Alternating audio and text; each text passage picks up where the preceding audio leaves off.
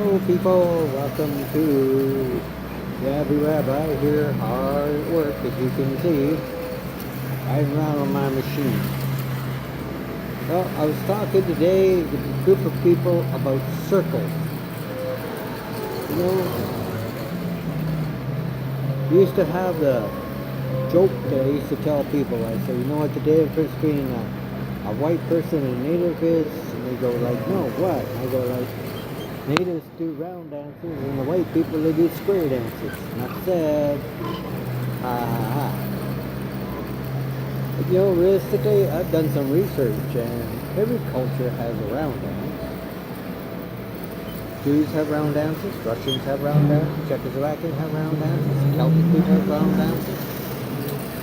There's not a nation that doesn't have a form of a round dance or a circle dance. That is phenomenal. I can learn new things. That's also phenomenal.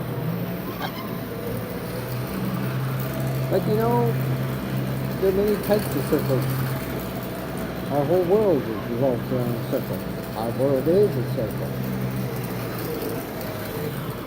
And of course you got the circles which the moon makes around the earth and the earth makes around the sun. And that helps us divide the days and the weeks and the months and years. Also the seasons. It is almost phenomenal. Then of course you got clock. Clock is a circle.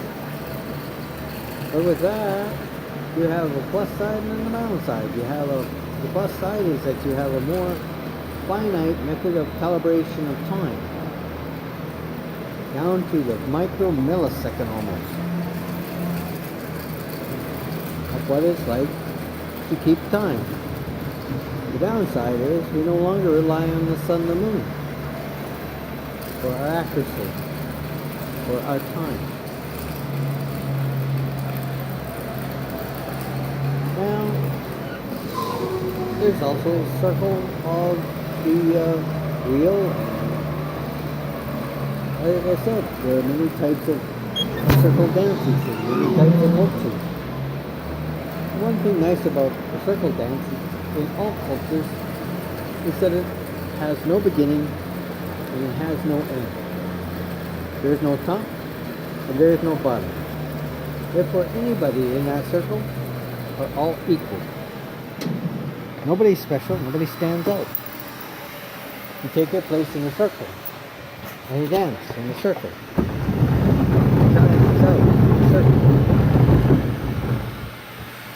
Almost funny how that works out. Then you have, many cultures had the healing circle. Natives do it by creating the medicine wheel, or drawing the medicine wheel.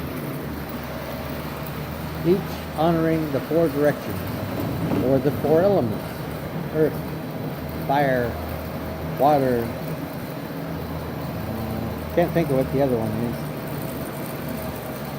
But you get the picture of what life is all about. But the problem with the medicine circle is that it's not being used right.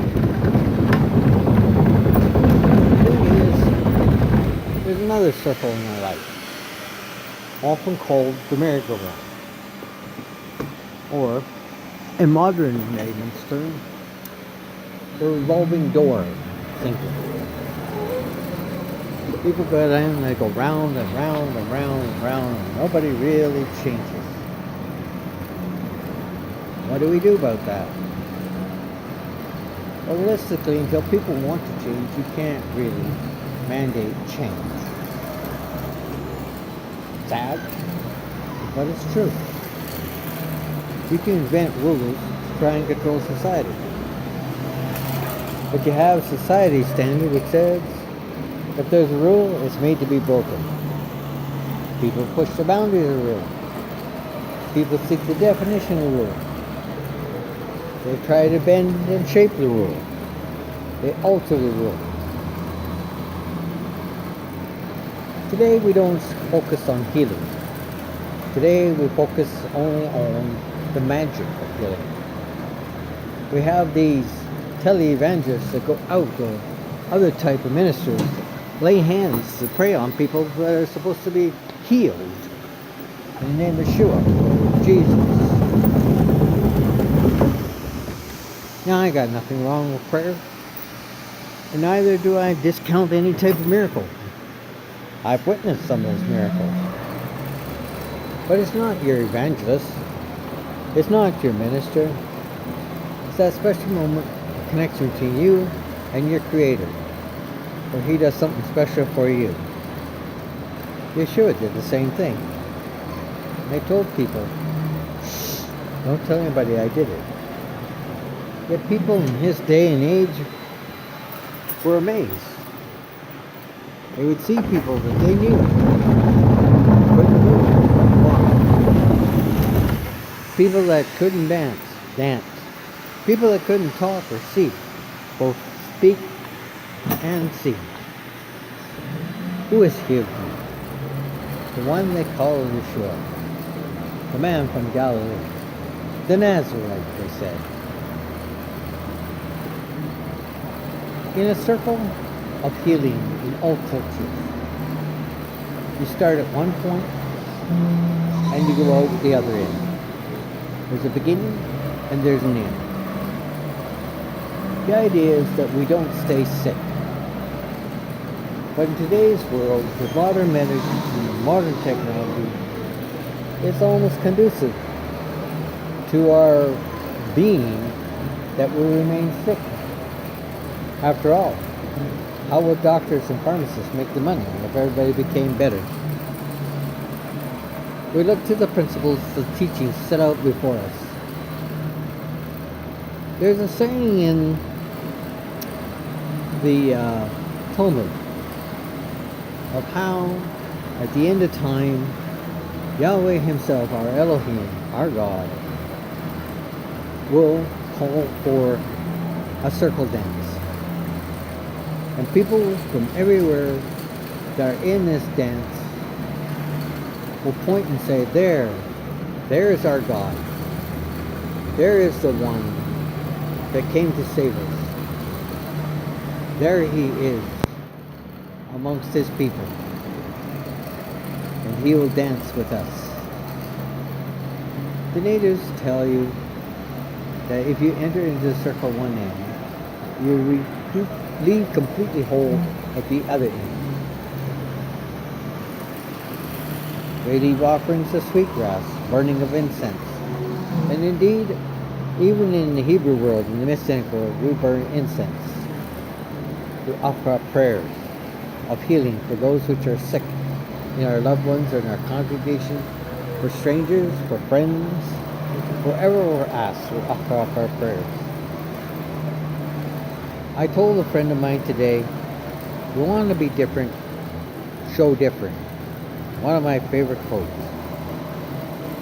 If we get into the circle of life, are we caught in a revolving door that goes round and round and round, where we don't really deal with our pile of stuff that needs to be done?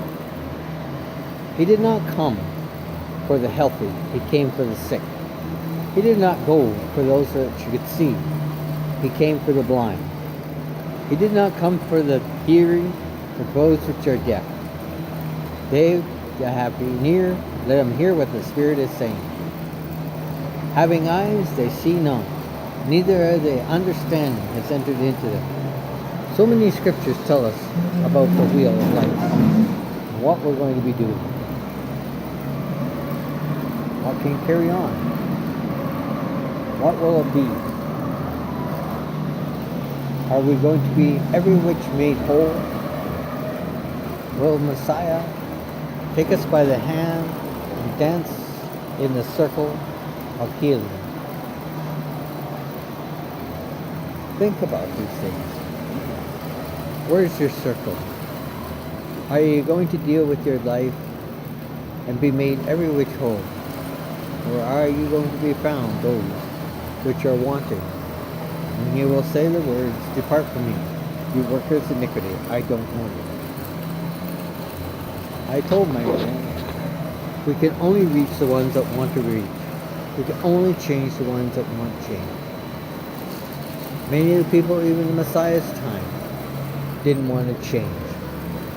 In spite of the miracles that they saw, it would be too controversial to change. So we relegate to the possibility of staying in the same soup of modern day religion versus getting a personal experience with our Lord and Master. I encourage each of you, it says, let every man work out their own salvation with fear and trembling. To be in prayer constantly for God to reveal himself personally to you. Until next time, this is Daniel saying Shalom.